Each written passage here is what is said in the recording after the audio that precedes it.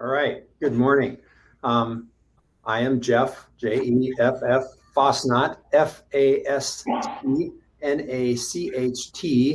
I am the Assistant Superintendent at Mandan Public Schools, and glad to be with you today.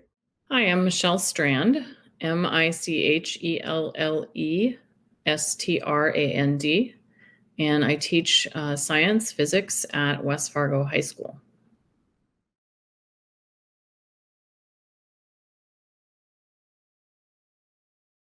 What I remember most, aside from an abundant amount of uncertainty and daily stress, was the work of our teams. I mean, the people in Mandan, my team that got together with DPI and the Capitol last spring and into this fall to respond to COVID and get through the instructional challenges that we had were amazing. Our teams were the most amazing part that I remember, that they just did the huge lift to get us ready to do instruction and teaching instruction during COVID.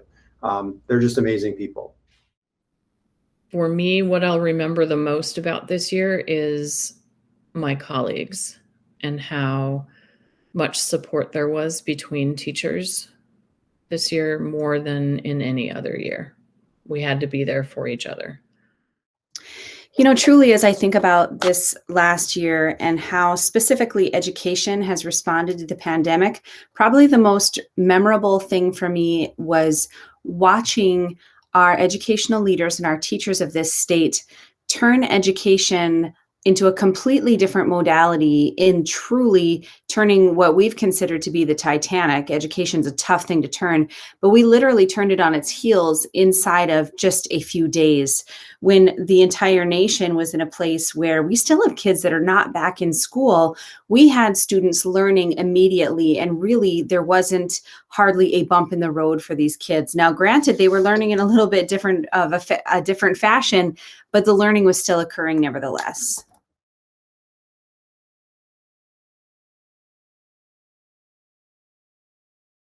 The hardest part of last year, ultimately, as a school leader, and that's my unique role as compared to other people I'm sure on the panel, was the responsibility.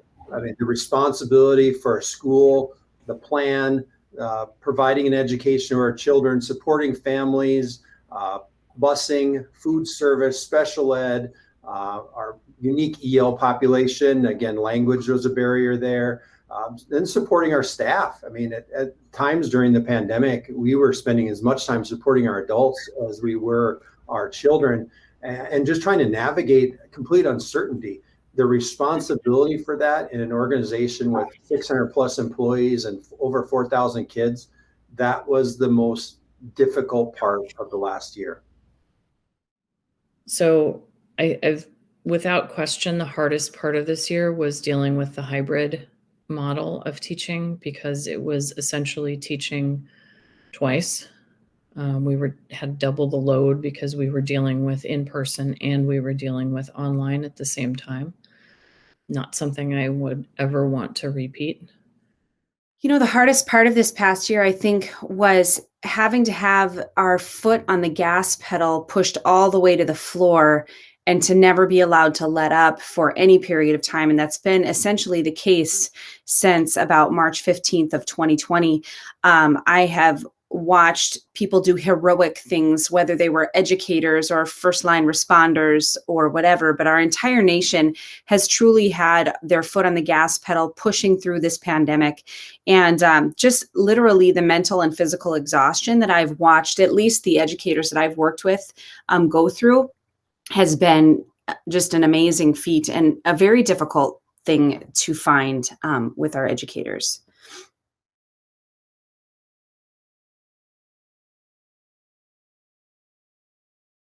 The most surprising part was just how contentious a virus could be. I mean, you would think that adapting to a virus or adapting to COVID, initially it was like, this is like a fire, this is like a tornado. It's triage, it's response, it's like an emergency response protocol, and you just execute, right? And you find out your answers and you execute, and you keep people safe and you take action. The part that was the most surprising was how people responded politically. We weren't in this very soon, and it became almost diametrically opposed. Which party are you talking to? Like, oh, you're wearing a mask, you must be a Democrat. You're not, you're a Republican. And both those views were different. And honestly, you couldn't make a decision in our role without half the people being upset. The politics inside of the virus and the pandemic was surprising. Did cause us many challenges. The most unexpected thing, I was very nervous, as were a lot of other teachers, about whether or not schools would be super spreaders.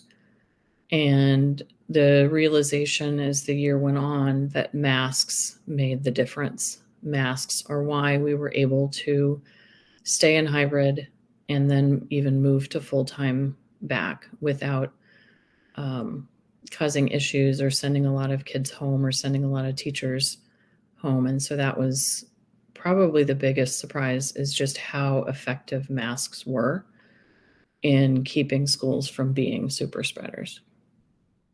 You know, I think that the most unexpected lesson that came to me with this was the value and the importance of partnership. One of the things that was so important in coming through this pandemic was sticking together. You know, our educational leaders, initially, we would meet and visit on the phone, literally about 200 of them every single day for the first many weeks of the pandemic. And we would be touching base and talking about details and talking about distance learning plans and teaming together to overcome obstacles with regard to virtual learning and making sure our kids were successful. But even beyond that, making sure that what the field was doing was synergistic with what the governor needed to do and what DPI needed to do, and making sure that we were working as hard as we could to stay lockstep. It didn't matter about who got the credit. All that mattered is that we were doing the right thing by kids.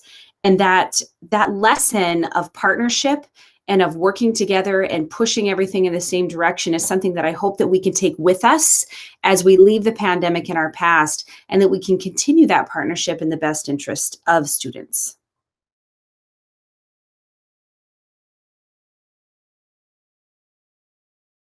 Really, we were fortunate in Mandan when we rolled into virtual learning after the governor's directive in the spring of 2020. We were uniquely leveraged, I think, compared to a lot of schools that I have familiarity with in North Dakota, in that we were already robust users of Canvas and had a learning management system. So we were ready, not as ready as we were in the fall of this last year, but we were, I think, steps ahead. And it just allowed our teachers to be able to connect with our kids and kind of survive the spring. And then leading into this fall, Canvas was absolutely a game changer for us to allow us to connect with our classrooms virtually when kids were out due to COVID, or families were quarantined, or they were just virtual all the time. That learning management system supported our students and families tremendously. And that was absolutely the best thing that worked well in the virtual environment. For me, with virtual learning, I had to get very creative for my AP classes because there was content I simply had to cover when we were in the hybrid model. And so even though I saw students twice, only 2 times in a week, and the rest of the time they were online, I had to continue to move through the content. So I had to do notes via Teams where the students at home could join and listen to the notes live. I had to do our practice problems through an online program that allowed the students at home to join live, and I could see what they were doing live and could provide feedback live. So it was finding those things, ways that I could still connect with the students at home and make them feel like they were in my classroom to cover the required material. And I found I was able to do it. You know, when we think about the virtual learning environment, for me, it was really I had a high level of comfort walking into it. And that made it kind of fun for me to help guide the state from my perspective as I worked with educational leaders with regard to virtual learning. I've been teaching in that environment since 2008 at the higher ed level. And I know a lot about the types of things that became new vernacular for the field. pacing guides, building modules, working within an LMS system, length of time that you can really get a student to engage, how to engage them in a virtual learning environment. And so we had the pleasure of being able to develop a class for teachers to kind of give them the 101. We took that right into fall conference and had over 3,000 administrators and teachers with us as we put a really deep focus onto appropriate distance learning and how to become really good in this environment. And I do think that all of these efforts, coupled with the efforts from other organizations and other entities, such as the Department of Public Instruction, the REAs, and people such as that really North Dakota was positioned very well to manage through this. And I think that we will see at the end of the day that we will come out of this far and away better off than many of our counterpart states will.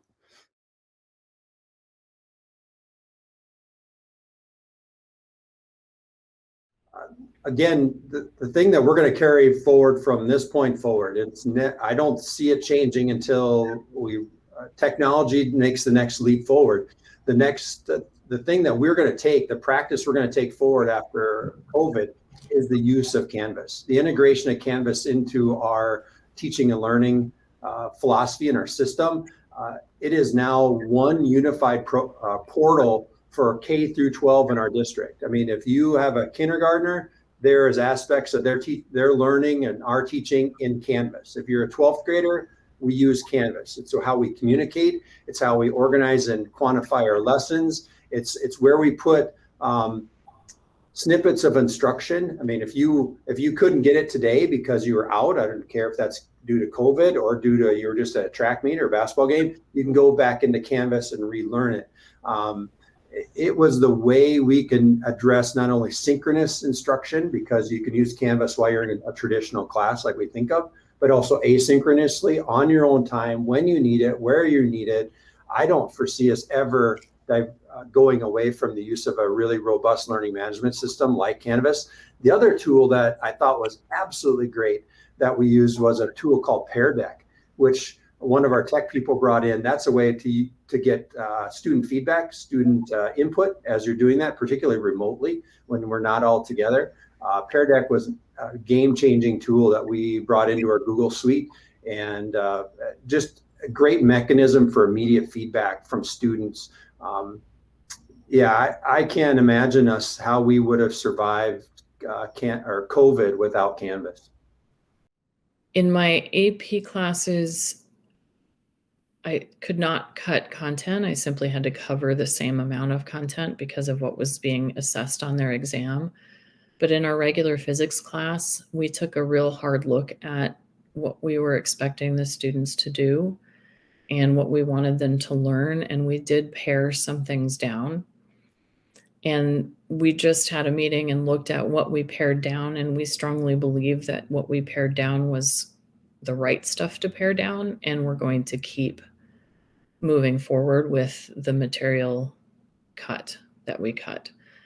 And so that's something we're going to continue forward. You know, there are some best practices that we have learned through COVID. We call them little silver linings. And in fact, at our summer conference that we're hosting here in just a couple weeks, one of the topics that we're talking about is why we never want to go back to normal. There's a lot of things about what we've done this last year that I think that educators have yearned to do. And honestly, the pandemic gave them permission to do so. One of the things is in personalized learning and in innovation. It's creating new kinds of learning pathways that focus on students' strengths rather than only focusing on trying to build up what is less of a strength for them. We really have put a lot of focus on the Innovation Academy. We've seen great things bubble to the surface. There's a lot of schools out there that have been putting a lot of effort in, such as Northern Cass, Oaks, Garrison, Mandan, Bismarck. They've been doing such amazing things, and this really allowed them to bubble to the top and have people from around the state have the opportunity to hear from them. So in this next year, we're going to be pulling these great learns that we have and pushing them forward into a new iteration of the Innovation Academy and continuing to help our schools grow. And hopefully this momentum that we've built up will continue to build and continue to help usher our students into the 22nd century. And we talk a lot about the 21st century, but we've got to be pushing them into the future jobs and the future of what the world's going to look like. And I think that this push, this jump off the cliff, if you will, has been the very thing that's made us forced to become uncomfortable. And sometimes disruptive change is a very good change.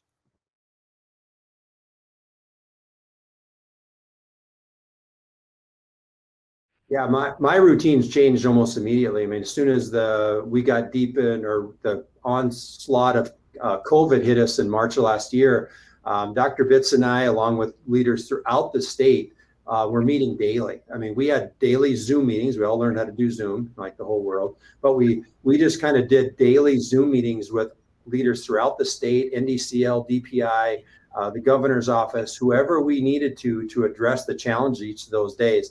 Those were absolutely necessary when we were leaning on each other to figure out how to adapt and those challenges, because there's just so much unknown and uncertainty. Those daily Zoom meetings were priceless. And even going into this fall, maybe we weren't doing them daily as much, but we were doing Wednesday, Friday, and then that kind of ended up to be just Friday mornings. And that connection was absolutely invaluable for me. The other part that for my schedule, and I was kind of the COVID person in Mandan Public Schools, is just coming in every day, kind of like a firefighter. I was a firefighter for nearly 20 years in my past life, volunteer firefighter.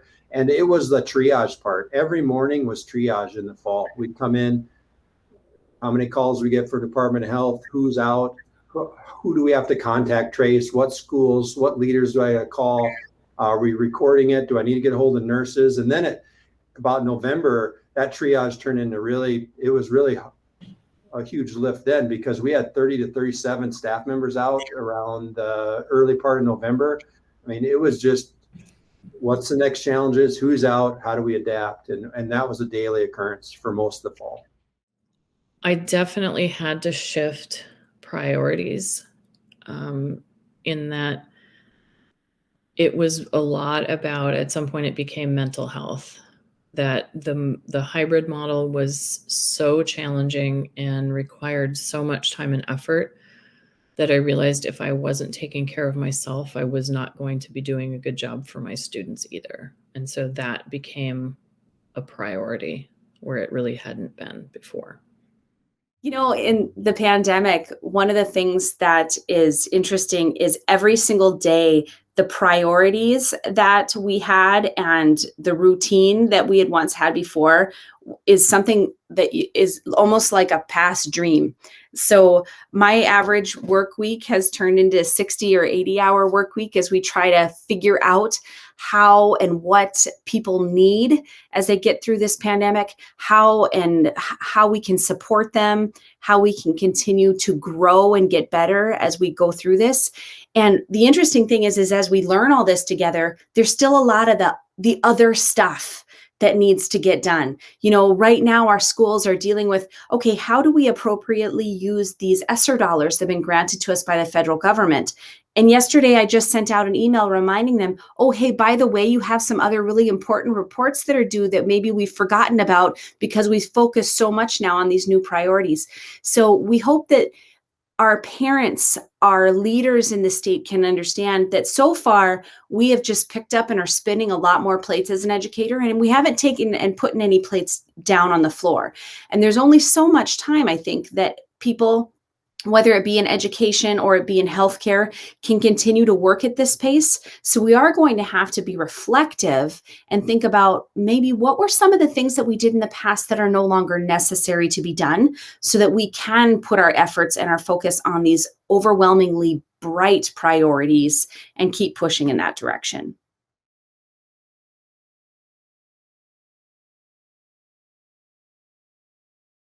Most definitely. The first thing in the spring of last year, everybody, staff, families, students, everybody, it was safety, right? We all shrunk our circles in. We all got a little tighter. We kind of went to our protected groups. Heck, we didn't even let families in the house, a lot of people, right? So we broke it all down and tightened it up so we were safe.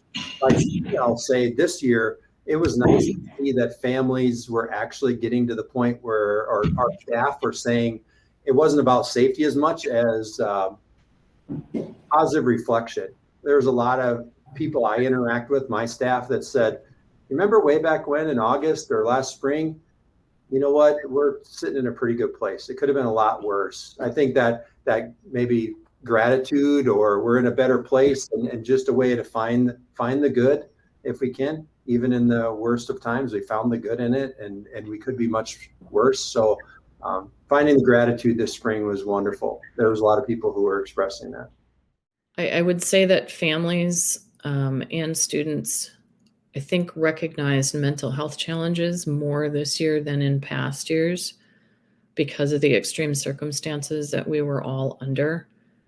And I think that's a positive thing. I think it really brought mental health kind of to the forefront, and the importance of mental health for students, for families, for teachers, really for everyone.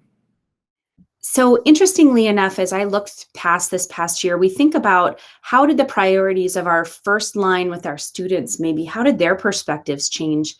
As being a wife of a teacher, my husband going to work every day, one of the things that I heard from him is he was so surprised at how, just even for example, them not being able to see their entire faces as they were masked up through much of the year to preserve the health of themselves and of their families, how these little kids grew and changed so much, and so much of that couldn't be seen because of the mask.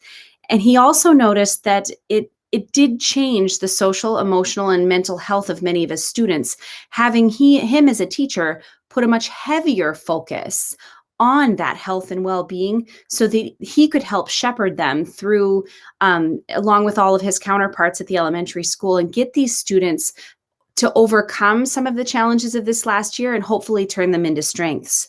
And honestly, watching how that genuinely impacted him, and hearing from other educational leaders about similar natures with their teachers, I think that new shift in priority to really focus on the whole child and their whole health, their social, emotional, and physical health, along with the academics, which of course is very important, will really help us overcome some of the other challenges we've seen in education.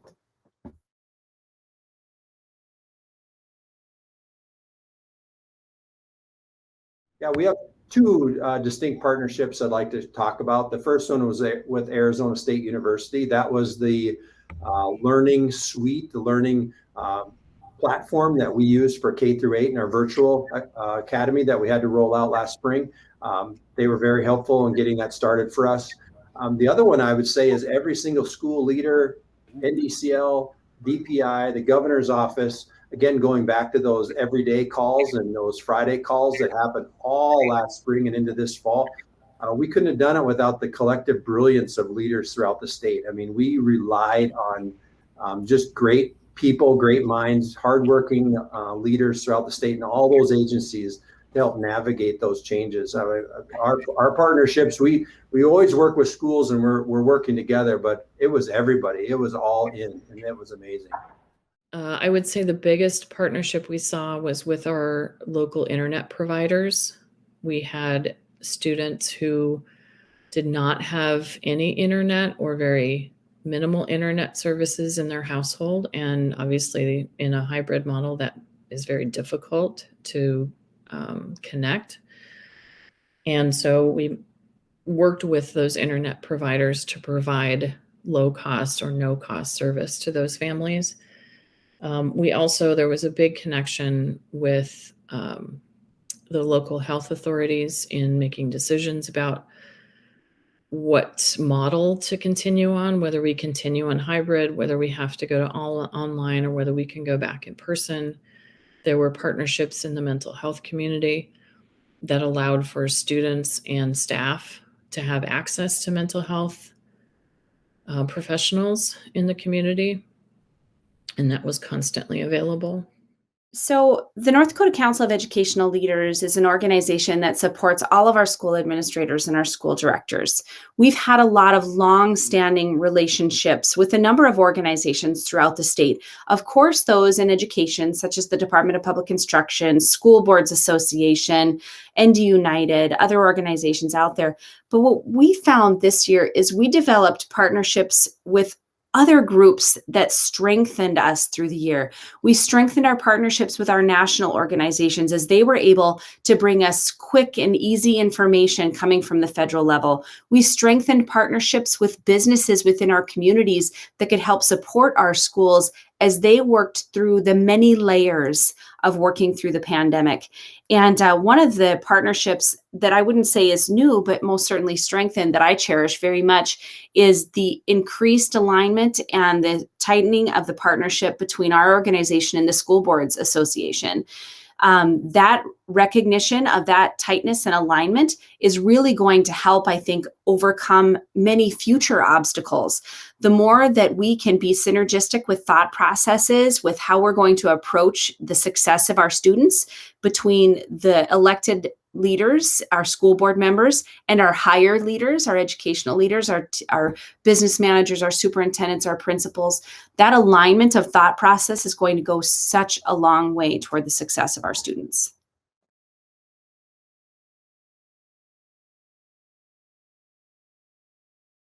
Yeah, we talk about that all the time is, never let a good pandemic go to waste is kind of our quote we use around here. You never want to let a good pandemic go to waste. So two things that we've talked about extensively here post-COVID. Okay, so what are we never going to change?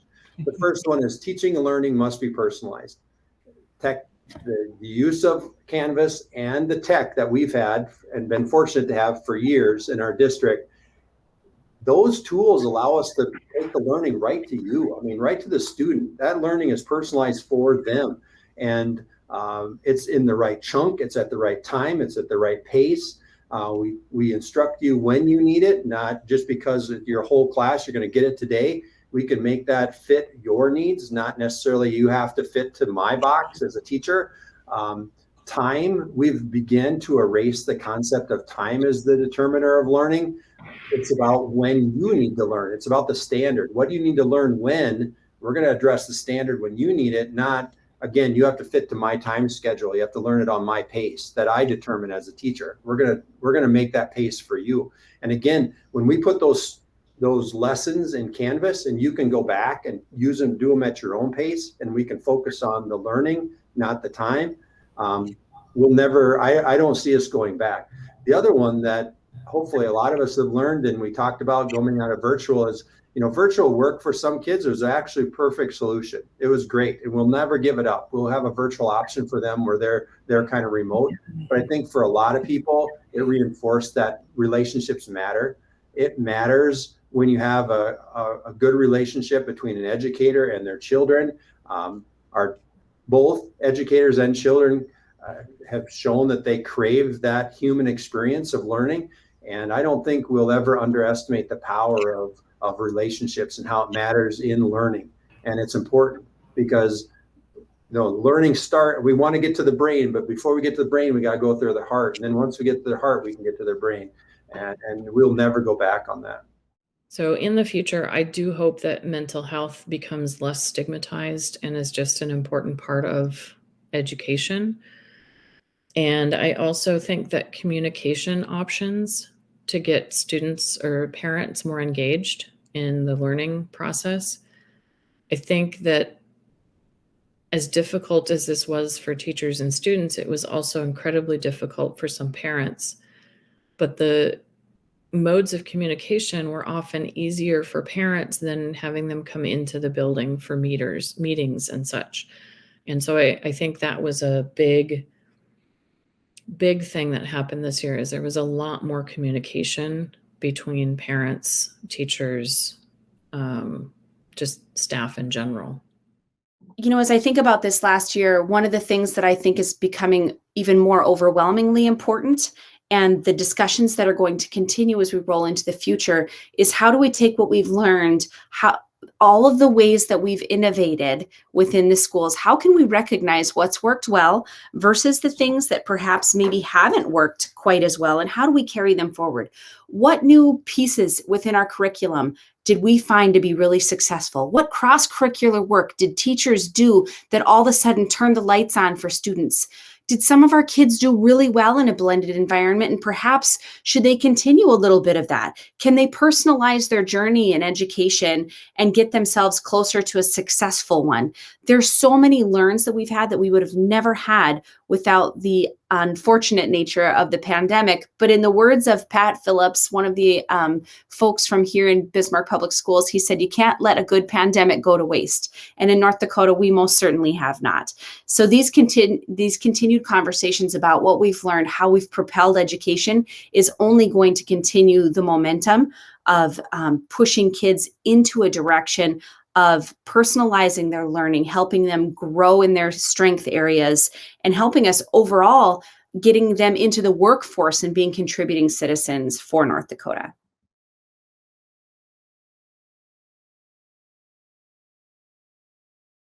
I think the thing that's going to move forward post-COVID is COVID is our propellant to change high schools. I hear it from many school leaders that, COVID has helped us understand that high schools need to move away from Carnegie units and time. We need to get rid of time as the factor. We have proven that we can personalize learning and give it to them when they need it and focus on the learning, not the time, not the Carnegie unit, not the 23 credits to graduate type mentality.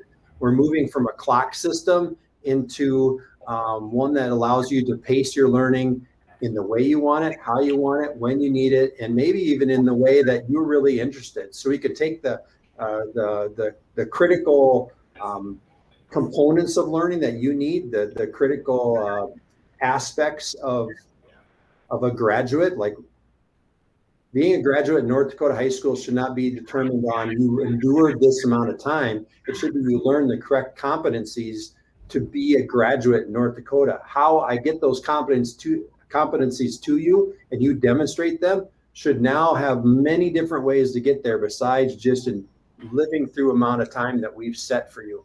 I don't foresee that ever changing. We're going to let you go where you will need to go and go when you're ready and not have to hold you up because you have to fit into our schedule. That'll be a tremendous leap forward and all really propelled due to COVID. So I know that the free school meals, the breakfast and the lunches, I think they're planning on continuing that. And I see that as a positive. I think our school is planning on starting a small food bank for students. And that's a real positive that we recognize we have families who are in need and we can provide that basic need. I think the better communication options are going to continue.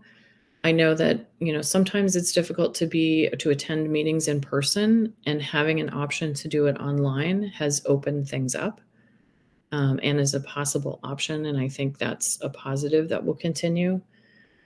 And I hope to see that the mental health opportunities to seek mental health are easily accessible for both students and staff. I hope that we start to recognize that that's a really important piece of how we educate our students, that they have to, if they're struggling with their mental health, the education part, the academic part really doesn't matter. And so I'm hoping that those trends continue to have those ease of access for people to use those services.